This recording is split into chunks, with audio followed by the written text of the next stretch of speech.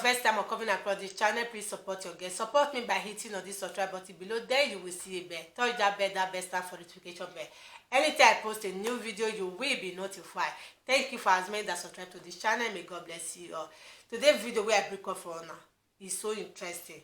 I want me to watch the video. May not drop in a comment. What you not think about the video. Please do not forget to love this channel. Please support your girl by helping me to share. Enjoy watching. Mr. Speaker, may I thank you first for condemning the wanton killing that happened at the Lekki toll gate. I am also an honorable member of the Federal Republic of Nigeria, and I stand to speak against what my colleague, Mr. Desmond Elliot, has spoken about. Mr. Speaker, may I let you know and reiterate that my colleague, Mr. Desmond Elliot, was once an actor. So we need to find out whether he thinks he's on the acting field, on the stage or in the theater, rather knowing that he's in the house here. May I let you know that, Mr. Speaker, that my colleague, Mr. Desmond Elliot, talking about the social media today, is also a celebrity who have used his acclaimed status to drive his ambition to the house, and he did a lot of campaigns and people supported him. If not, Mr. Desmond is nothing but a man who has no pedigree or antecedents in politics, if not for the law of godfatherism that brought him into the house. So for such people, it is expected that they betrayed your loyalty that has been vested in them and the trust to come to the house and defend the fellow youth. Mr. Speaker, I am also a youth, and I understand the cries out there. My colleague is talking and talking and talking and showing all Superman power as if he just got a major role. Sir, this is reality and not acting that we are facing here. Mr. Speaker, my colleague spoke about celebrities and actors. May I let you know that these people or this social media that my colleague is talking about is the new judiciary system of the Federal Republic of Nigeria. This is where matters are being deliberated and attention is being gotten to our little problem, since the local government as an angle of the government is not functioning and has not been functioning. So an average Nigerian citizen do not have access to reach his leaders to express his problems and get immediate attention. Mr. Speaker, like my colleague said, in the next 5 years, if we continue to look at Nigeria, there will be no Nigeria today, because you politicians would have looted all the funds in the system, and the children will have nothing. And we will not wait until the next 5 years for us to speak out. That is why we are running the era of Sorosoke. We are no longer keeping quiet for you unscrupulous, men without integrity, unidentified, physically identified looters. May I put my words clearly, Mr. Speaker? Because our politicians have turned to broad daylight looters. They have turned to broad daylight robbers. They have turned to broad daylight liars who have no integrity, like my fellow colleague, Mr. Desmond Elliot. And I am suggesting that we look for the nearest psychiatric hospital to check my colleague in for immediate attention, as we do not intend to lose him to some of the people who have died in the Lekki toll massacre. Let me thank you for your intervention. Mr. Speaker, may I also plead with you that the issue of the Oba of Lagos is so alarming and shameful to us as youth.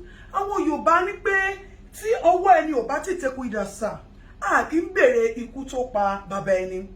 The act of Oba of Lagos has shown that there needs to be proper investigation to his character and person and how he relates with people in his area. The office of the Oba is supposed to consult with the oracles and our ancestors when there are troubles in the land, so we can provide solution. Rather, the office of the Oba has turned into a storage of dollars and palliatives, and that needs to be questioned and properly investigated, sir. May I also plead with you, Mr. Speaker, that you should look into the bills that have been presented to you and be sure that you are defending and supporting the interests of the youth. Our politicians have turned into nothing but animals who worship nothing but money. May I also bring to your notice, Mr. Speaker, that there is a fellow member of the government as well who kept some palliatives in his house and decided to share it on his birthday. My people will say, Olori Buruku Nyewasa, with all due permission and respect, it is nothing but an action of greed. Mr. Speaker, my fellow colleague is addressing we youths as common children. That's not then we're bad, then we're wrong. We the youth that we as is talking about are the people like us who say we die here or Nigeria gets better. Because we want a good Nigeria and a new Nigeria for our children. May I also let you know, Mr. Speaker, that our interrupted process at the Lekki Toll Gate is supposed to be a kitchen garden where we wanted to cook soup for our future generation to eat. We just put the firewood on the fire and the pot.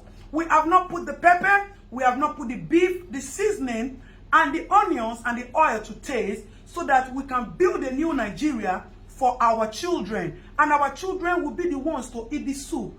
We are not greedy, Mr. Speaker. We are just a generation who does not take nonsense. And we are just a generation who want a new Nigeria. Nigeria has been pregnant for years of corruption, of years of inhumanity, of years of insane leaders, of years of lies and deceit, of years of looting and bad governance, bad road, bad hospital, bad police system. And we thought that if we conduct a cesarean section for this pregnancy, we'll be able to bring out all these and give birth to a new Nigeria. Mr. Speaker, before I go, I would request a 1-minute interaction with my colleague so that he will know that we are all here to protect the interests of the citizens of the Federal Republic of Nigeria. Desmond, you already know correct. If nobody say that they do you for a dream, they talk about social media for you. You think say we no go here.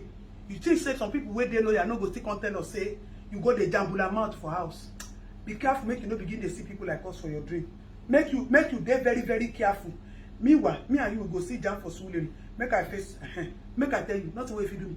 But Dabi Amila, Oga, na my baboko. So you know go there, anything will happen to me. You see, say confidence me pogo. Mr. Speaker, thank you very much, sir, for your little 1-minute time. Mr. Speaker, before I go, I would want to plead with you not to sign, to use your good office, not to sign any bill that is against the interest and the benefit of the public. May I also let you know that we seek justice for the people who have been killed. Mr. Speaker, I know that your office still has some powers to do some things because as it is, our governor too looks like he's not okay. He is mentally disabled because today he will say A, tomorrow he will say B. And as my fellow colleague who is not here today said, Papa, he said they have removed the engine, they put B2 tomorrow, and they put DAF next tomorrow. So the engine of our federal governor is not properly okay and also needs to be checked so that we can know the truth of who ordered the massacre killing, why he ordered the massacre killing in Lekki, as there was no iota of crime recorded in the case of Lekki.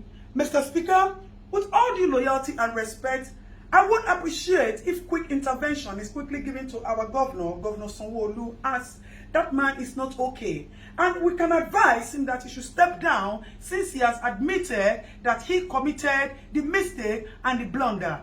Mr. Speaker, thank you very much for giving me the audience. We appreciate your office and we pray that you distinguish yourself from all of that, even though you also have your own past antecedents, which you have been forgiven because of the love of the little that you have been doing in the recent times to us. You have come to realize that government is for benefiting the people. And if you retire yourself, na Suleri they come.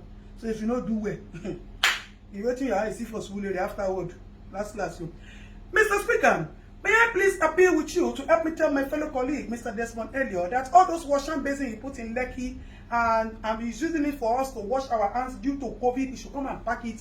If that is what he has done, that is making him to be jambula, talking jambula mouth, rough hand in his mouth, he should come and take it because as it is, we are suspecting that there is no COVID.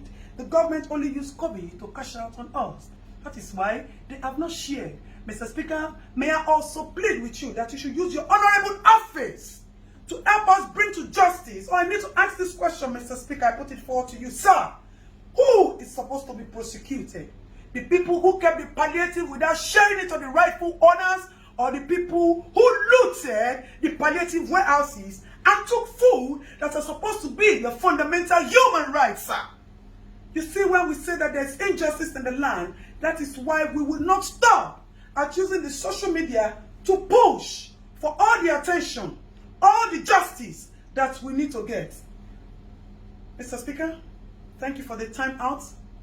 May I further reiterate that Mr. Desmond Elliot, according to Davido, one of the youth, has said that all the memories, the fake memories of acting that you brought to us, we have forgotten about it and you have been jeopardized with this single act of yours. So if you would tell Mr. Desmond Elliot to please check himself into the nearest psychiatric hospital, it will be very good, sir. I remain your Honorable Adeton, who stands for nothing but justice for the common man, as I am a common man and a citizen of the Federal Republic of Nigeria. So help me God, sir.